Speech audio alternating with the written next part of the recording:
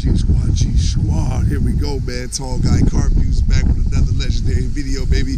Y'all know what time it is. First and foremost, go to www.tallguycarreviews.com and get your merchandise ASAP if you're real G Squad, man. But here we go, man. We got a 2018 Audi RS3. Yes, y'all heard me say it. Audi RS3, man, legendary whip. Now, few fun facts that my guy Jake told me while we were out here before I started recording and filming this video. You can only get the great brake calipers when you get the ceramic pro brakes, right? Now, if you get the, I meant to say pro, I meant to say just say ceramic. You only get the ceramic brakes with the gray brake calipers. You cannot get the ceramic brakes in red or yellow or anything like that. You can only get the ceramic brakes in the yellow brake calipers, right? Now, it do say RS and all that, and that's legendary, and I do like the wheels, but I don't like how you can't get the red. Anybody who knows me knows I like the colored brake calipers. Now, this is the fun fact, crazy part to me.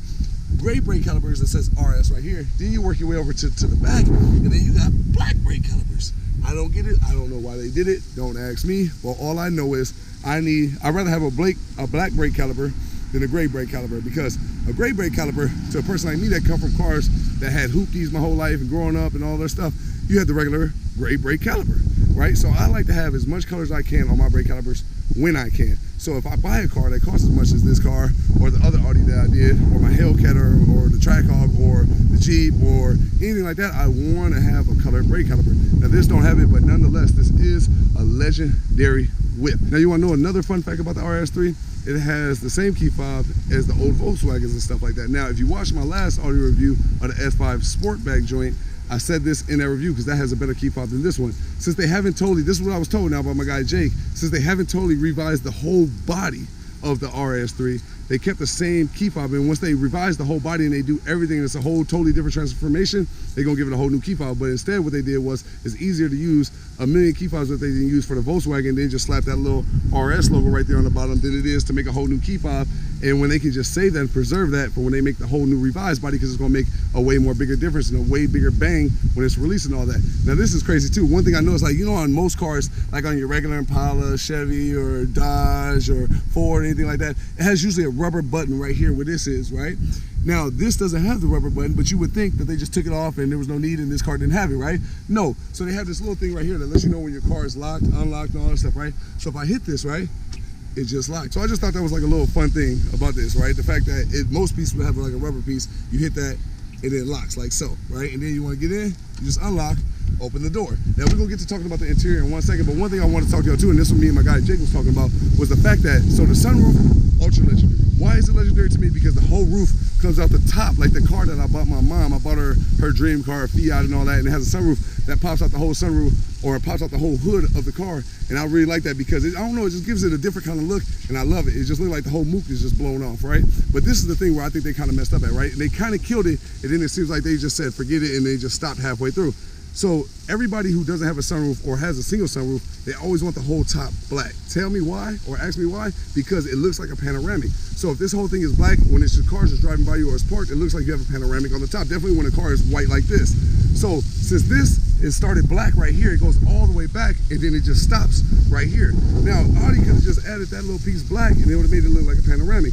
Now, granted, they didn't cheap it out by no means, so I'm not gonna say they cheaped it out, because they put a sunroof here that comes out and pops out the whole head of the joint. You know what I mean? It look like the whole head just got blown off, and it's just hanging and dangling on by a tendon on the back of your scalp. I like that. It looks legendary, but they should have just made this black right here too, and I feel like it would have made it more legendary.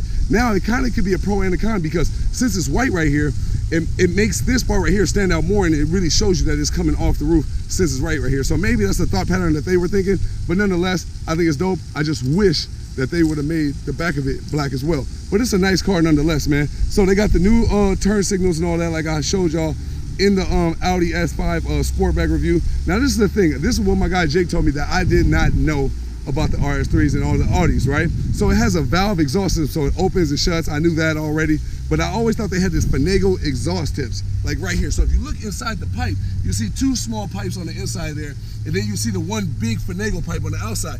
So the one big pipe makes it look like it's about to sound like a glorious, legendary sound. Now, don't get me wrong, it does sound good, but if you just had those two pipes right there, it would look weak, right? And that's really the real two pipes.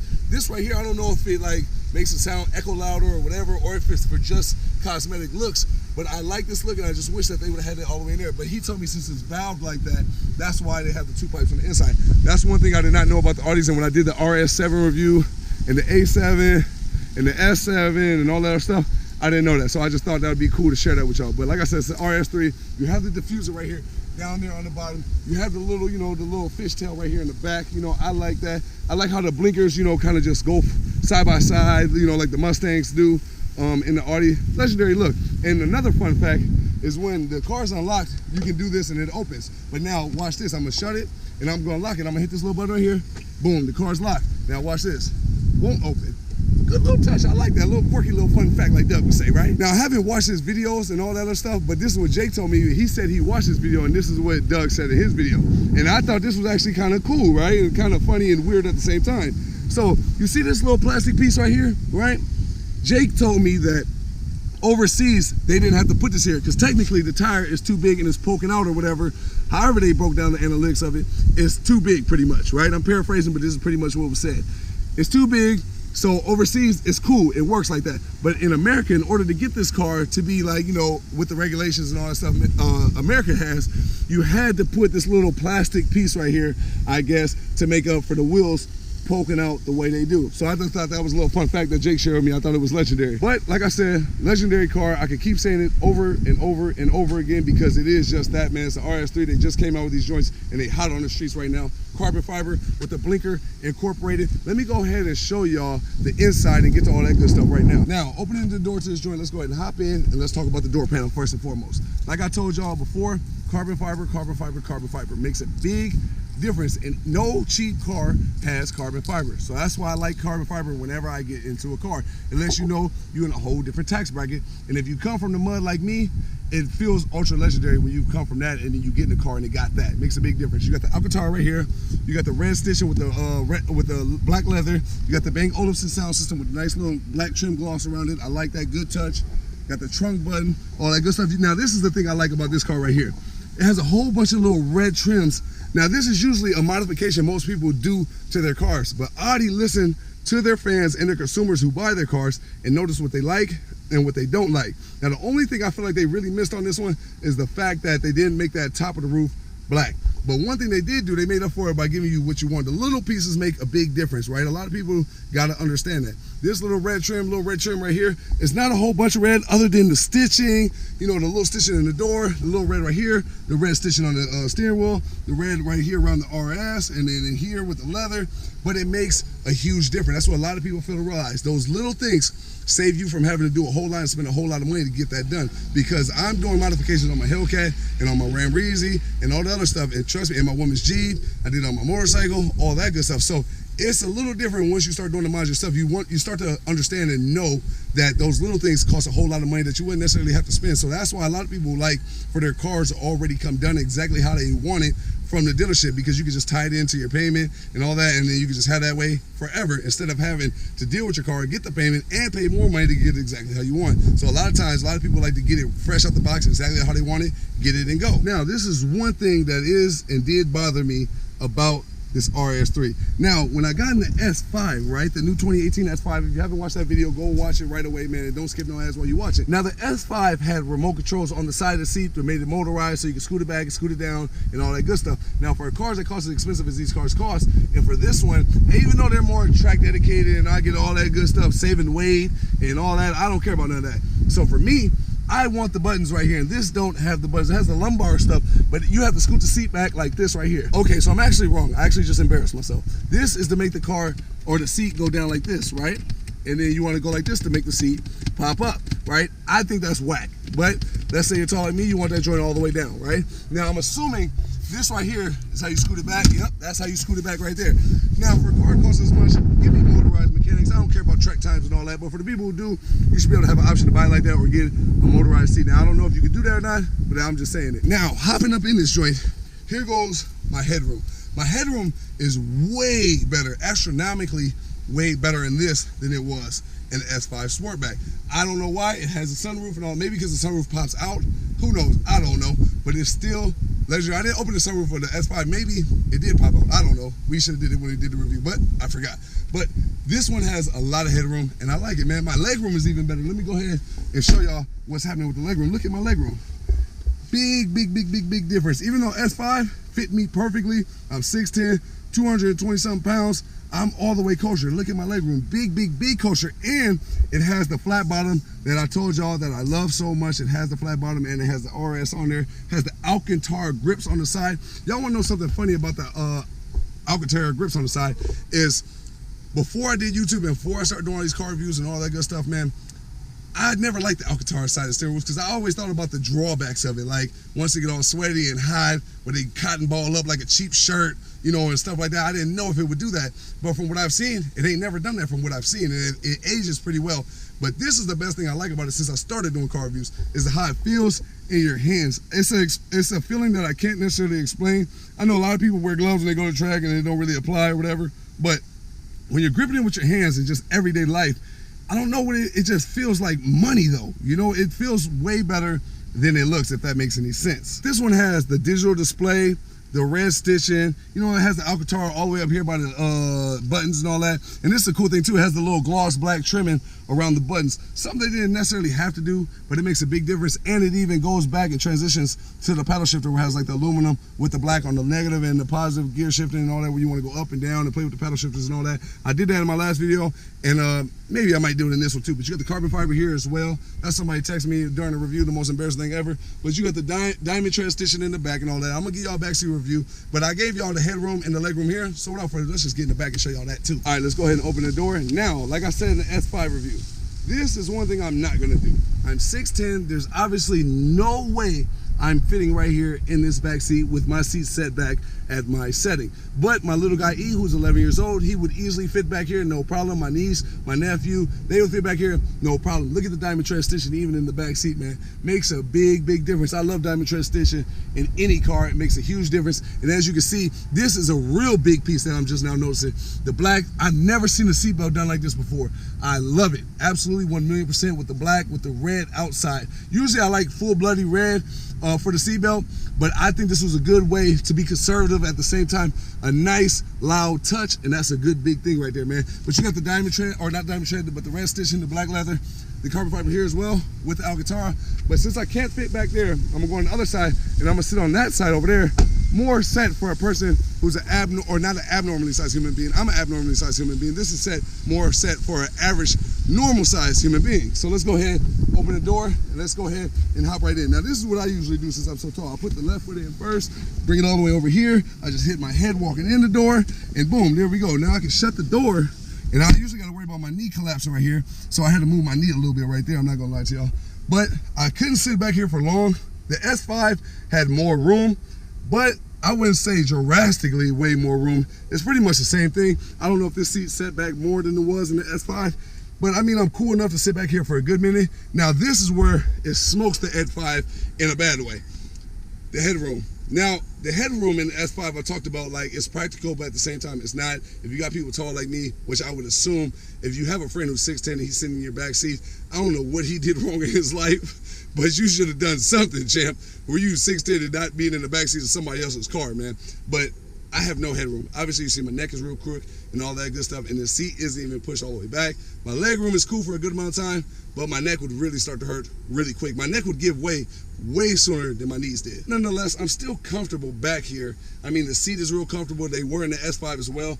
Big time comfortable. The diamond tread stitching, you would think it would take away from the comfort, but it actually doesn't. It actually feels like plethораted, or whatever you want to call it. It feels like that, man. It's legendary than the mug. You got the red stitching right here, red stitching right here. They got the Bang Olufsen sound system, so in the front you're gonna sound good, and in the back it's gonna sound good, and even on the butt cheek part, really nice, man. Now, one thing they do have before I get up out of here is they have this charge only joint right there. Now that's kind of cool and kind of ugly at the same time, and I think in this kind of car, they probably want to save weight and all that stuff, so they just went with this little net thing right here. Give me that leather pouch, but even though this ain't leather right here, I need something that looks a little bit more, you know, dope. Anyway, man, hopping back on the inside, let's go ahead and finish out the interior part of this review, man. Now let's go ahead and talk about sticker prices. Sticker prices, $69,500. Base model, you know, without all the bells and whistles, because this one has every last one, $54,999. $900. Do I think it's a good deal? I don't know. I'll tell you after I drive. But what I do think is nice is this Alcantara right here around the drive shaft joint with the red stitching with the black leather makes a big difference. And like I said, man, you know, Audi Richfield, make sure y'all come up here and get your Audi, man. My guy Rob, Jake, everybody here, Joe, real cool people, man. So if you want to buy an Audi, man, this is the Audi Richfield here in Minnesota. Come here and get your Audi, man. Real cool people, man. And I don't ever mind doing business with them, man. Real cool people from what I've seen. But anyway, man, let's go ahead and hit that engine start stop button and let me show y'all this touchscreen display. Now look at how that joint just pops up right there. That is way better than the S5 review I did, the 2018 S5, you know, with the 4-door sedan and all that good stuff. I like that more because it kind of just pops up, and then when I hit the button, watch this, I hit the button, cut it off, it goes quick too. It's not like one of them, you know, ancient joints where it come down really slow and all that good stuff. I actually really like, let's go ahead and start it back up. And it sounds, the exhaust note sounds legendary. Now this is one thing that I didn't get to talk about in the S5 review that I did. The exhaust notes sound amazing and dynamic in comfort mode. In every mode you was in, the exhaust notes sounded really good. This one is no different. Let me show you.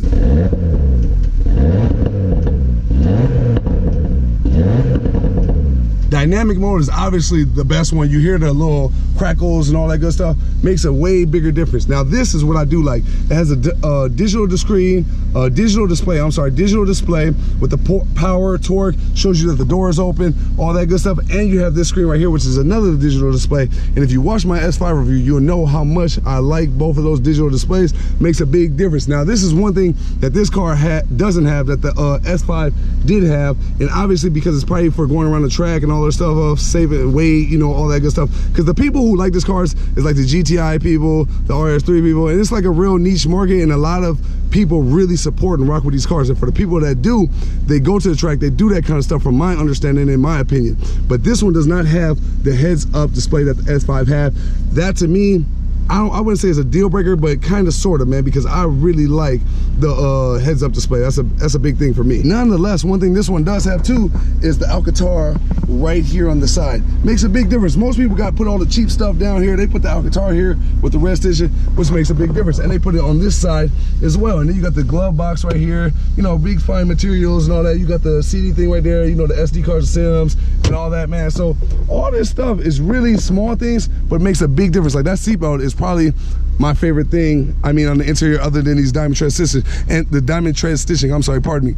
RS though on there with this big bolstering and all that, man, it's just, I don't know, man, this looks crazy. I love the seats in the Audi. I always have, and if you watch any of my reviews with the Audis, I always like the refinement and the diamond tread and the big bolstering on their seat, but at the same time the elegant design and all that makes a big difference. And all the stuff that they do in the interior that I've touched on, I've said has made a big difference. Even the little reds and all that, it's the experience that you get when you drive an Audi that makes it such a legendary event. Now y'all want to know something crazy that I noticed as I was doing the interior review in the back seat and all that? This seat right here, this red seatbelt has the red with the black, right? And then you go over here and it's just the black. I don't know why they did that, but you know, it's maybe a real small thing that nobody will ever notice, but I definitely noticed. Oh yeah, before I forget, let me go ahead and pop the hood and show y'all what's up under there. This Audi right here, the RS3 2018, has 400 horsepower at 354 pound-feet of torque. If I could just find this joint right now and I can pop the hood and open it up for y'all, and then I can show y'all everything that y'all want to see up under this joint. The button is actually right here, so it's usually on the bottom, but it's on the top with this one right here.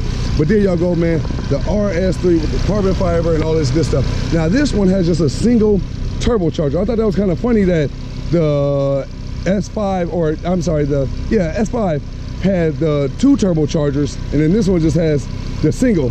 And what I was told from Jake is if you downpipe this one and tune it, you could be running 10s on the drag strip. I thought that was a little fun fact that I want to share with y'all that he told me.